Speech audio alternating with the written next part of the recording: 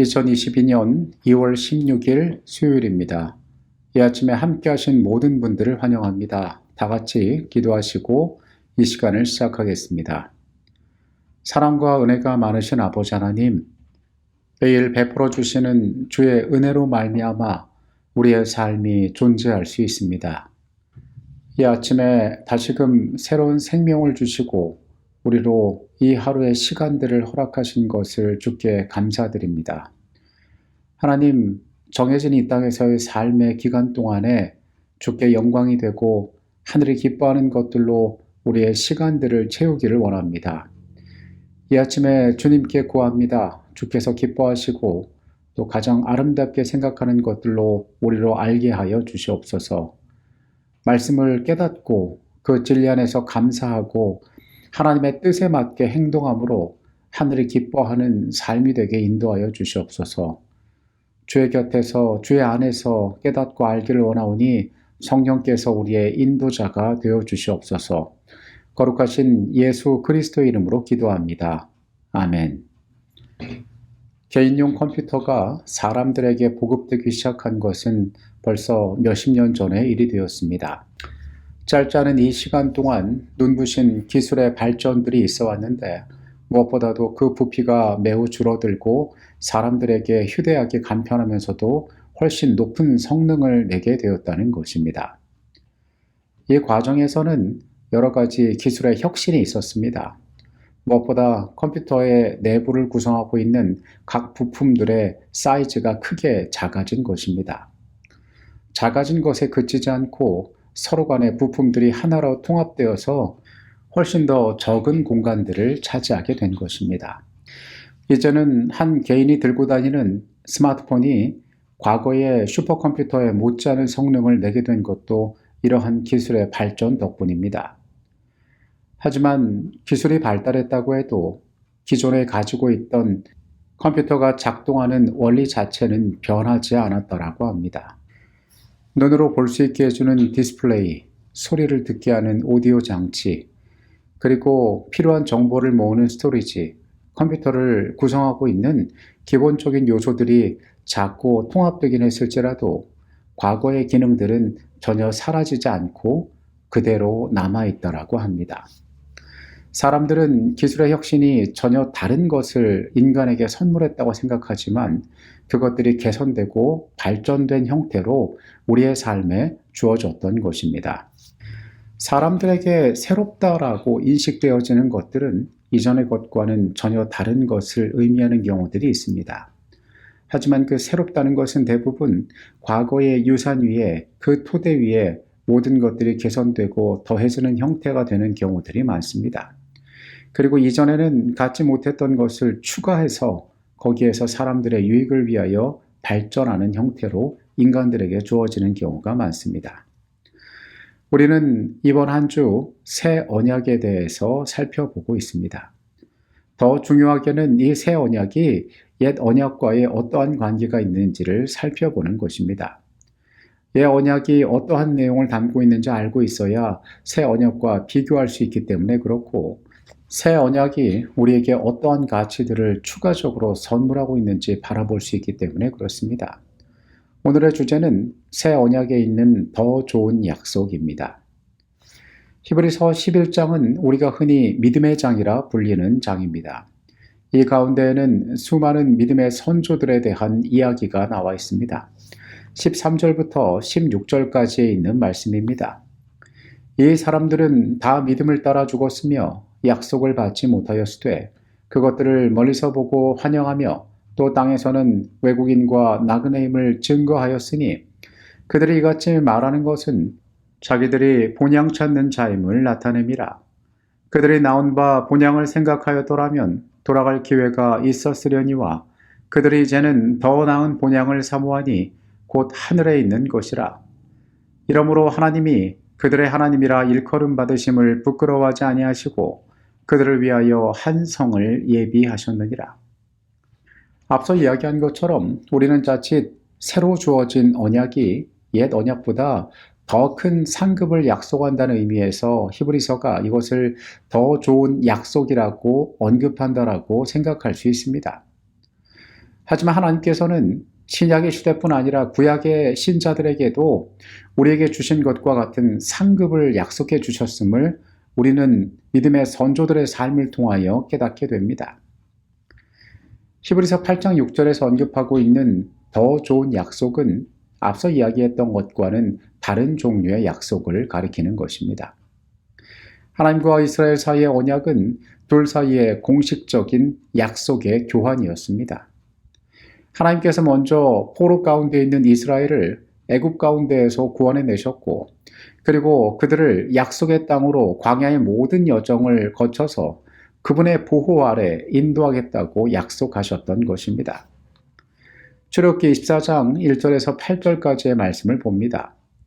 또 모세에게 이르시되 너는 아론과 나답과 아비후와 이스라엘 장로 70명과 함께 여호와께로 올라와 멀리서 경배하고 너 모세만 여호와께 가까이 나오고 그들은 가까이 나오지 말며 백성은 너와 함께 올라오지 말지니라.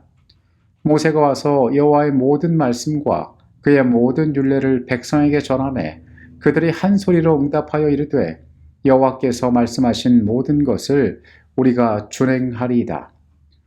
모세가 여호와의 모든 말씀을 기록하고 이른 아침에 일어나 산 아래에 제단을 쌓고 이스라엘 12지파대로 12기둥을 세우고 이스라엘 자손의 청년들을 보내어 여호와께 소로 번제와 화제를 드리게 하고 모세가 피를 가지고 반은 여러 양푼에 담고 반은 제단에 뿌리고 언약서를 가져다가 백성에게 낭독하여 듣게 하니 그들이 이르되 여호와의 모든 말씀을 우리가 준행하리이다.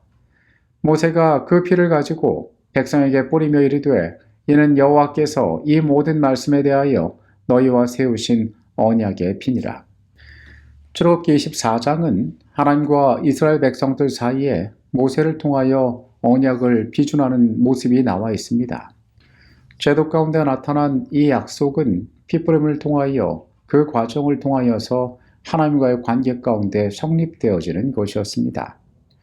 히브리서 10장 5절로 10절까지의 말씀을 봅니다. 그러므로 주께서 세상에 임하실 때에 이르시되 하나님이 제사와 예물을 원하지 아니하시고 오직 나를 위하여 한 몸을 예비하셨도다. 번제와 속죄제는 기뻐하지 아니하시나니 이에 내가 말하기를 하나님이여 보시옵소서. 두루마리 책에 나를 가리켜 기록된 것과 같이 하나님의 뜻을 행하러 왔나이다 하셨느니라. 위에 말씀하시기를 주께서는 제사와 예물과 번제와 속죄죄는 원하지도 아니하고 기뻐하지도 아니하신다 하셨고 이는 다 율법을 따라 드리는 것이라. 그 후에 말씀하시기를 보시옵소서 내가 하나님의 뜻을 행하러 왔나이다 하셨으니 그 첫째 것을 폐하심은 둘째 것을 세우려 하심이라. 이 뜻을 따라 예수 그리스도의 몸을 단번에 들이심으로 말미암아 우리가 거룩함을 얻었노라. 히브리서 10장은 하나님이 제사와 예물을 원하지 않으신다. 번제와 속죄는 기뻐하지 않으신다라고 이야기하고 있습니다. 더 이상 옛 언약의 방식이 유효하지 않고 더 나은 것들이 주어져 있음을 이야기하는 것입니다. 첫째를 폐하심은 둘째를 세우려 하심이라고 이야기합니다. 히브리서는 예수 그리스도를 우리에게 소개하고 있습니다. 옛 언약에는 언약서가 있었고 그것을 준행하겠다는 이 주체자 간의 약속이 있었습니다. 그리고 이 약속은 피 흘림을 통하여서 유지되는 것이었습니다. 그런데 히브리서의 말씀은 이것들이 더 이상 의미 없게 되었고 이 모든 것들을 예수 그리스도로 이루게 되었다라고 이야기하고 있습니다. 예수께서 친히 이 모든 과정들을 다 행하셨던 것입니다. 그분께서는 하나님의 뜻을 이 땅에서 행하셨습니다. 그리고 자신을 제물로 드려서 피의 가치를 비준하셨던 것입니다.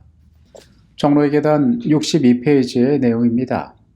영생을 얻는 조건은 지금도 옛날 에덴 낙원에서 우리의 시조가 타락하기 전과 똑같으니 곧 하나님의 율법을 온전히 순종하는 완전한 의가 요구된다. 만일의 영생을 이보다 약한 조건으로 허락하여 준다고 하면 우주의 행복은 위험에 처하게 될 것이고 모든 비애와 고통을 일으키는 죄가 영원히 불멸할 길이 열리게 되는 것이다. 하나님께서 언약을 세우시는 모든 과정 가운데에 가장 중요한 속성은 하나님의 공의에 있습니다. 가장 절대적인 요구들은 변하지 않습니다. 예수께서 우리에게 새로운 것들을 선물하시겠다고 이전의 요구들을 면제시켜 주시는 것이 아닙니다. 이 절대적인 요구들은 반복하여 말하지만 결코 변하지 않았습니다. 하나님께서는 우리를 위해 새 언약의 이 절대적인 요구들을 충족시키고 계십니다.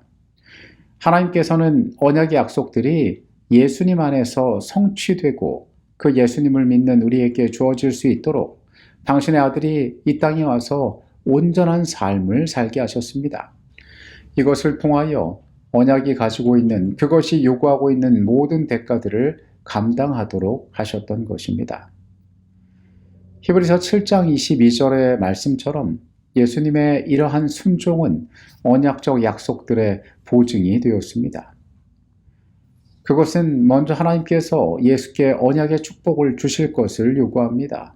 그 후에 그 축복들은 우리에게 주어지게 될 것입니다. 그리스도 안에 있는 자들은 예수와 함께 그 약속을 누리게 될 것입니다.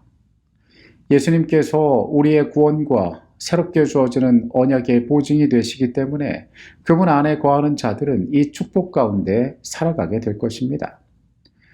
그리고 하나님께서는 우리가 당신의 율법을 지킬 수 있도록 우리에게 한 능력을 허락하시는데 그것이 성령을 약속하신 것입니다. 성령의 임재하심 가운데에 우리는 그 율법을 지키는 삶 안에서 살아갈 능력을 얻게 되는 것입니다. 고린도후서 1장 20에서 22절의 말씀입니다. 하나님의 약속은 얼마든지 그리스도 안에서 예가 되니 그런즉 그로 말미암아 우리가 아멘하여 하나님께 영광을 돌리게 되느니라. 우리를 너희와 함께 그리스도 안에서 굳건하게 하시고 우리에게 기름을 부으신 이는 하나님이시니 그가 또한 우리에게 인치시고 보증으로 우리 마음에 성령을 주셨느니라. 우리가 순종하기를 원한다면 예수 안에서의 구원을 받아들인다면 그 새로운 약속을 우리가 간절하게 소망한다면 하나님께서는 우리 안에 약속된 성령을 주실 것입니다. 그리고 이 과정을 통하여 우리는 그 축복 안에 거하는 은혜를 누리게 될 것입니다. 돌판에 새겨진 같은 율법이 성령에 의하여 마음판에 기록된다. 자신의 의로움을 세우려 하는 대신 우리는 그리스도의 은혜를 통하여 우리 마음에 기록된 하나님의 율법에 순종하는 생애를 살 것이다. 그리스도의 영의 임재로서 우리는 그분께서 행하신 대로 할 수 있다. 구주와 선지자 372페이지의 내용입니다. 더 이상 피 흘림이 있는 제사는 지내지지 않습니다.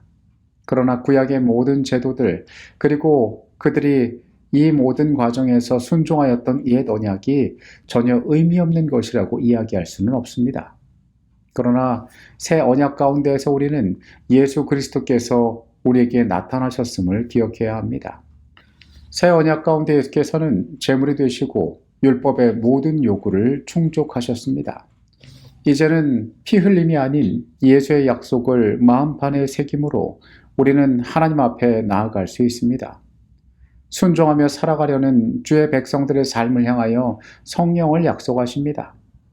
그리고 이 일을 통하여 우리는 하나님 앞에서 새롭게 주어진 축복의 약속 가운데 거할 수 있게 되는 것입니다. 우리에게 주어진 새 언약 가운데 있는 더 좋은 약속들, 예수 그리스도를 통하여 삶에 주어진 그 소망들이 우리의 생애 가운데 더 깊은 확신으로 자리 잡게 되기를 바라겠습니다. 기도하겠습니다. 하나님, 주께서 우리에게 보여주시는 이 모든 구원의 과정들을 우리가 유심히 살피고 있습니다. 새로운 언약 가운데에 예수께서 우리에게 어떠한 분이 되시고 또 어떠한 일들을 행하셨는지 오늘 우리가 살핍니다. 주께서 우리에게 성령을 약속하셨음에 또한 감사드립니다.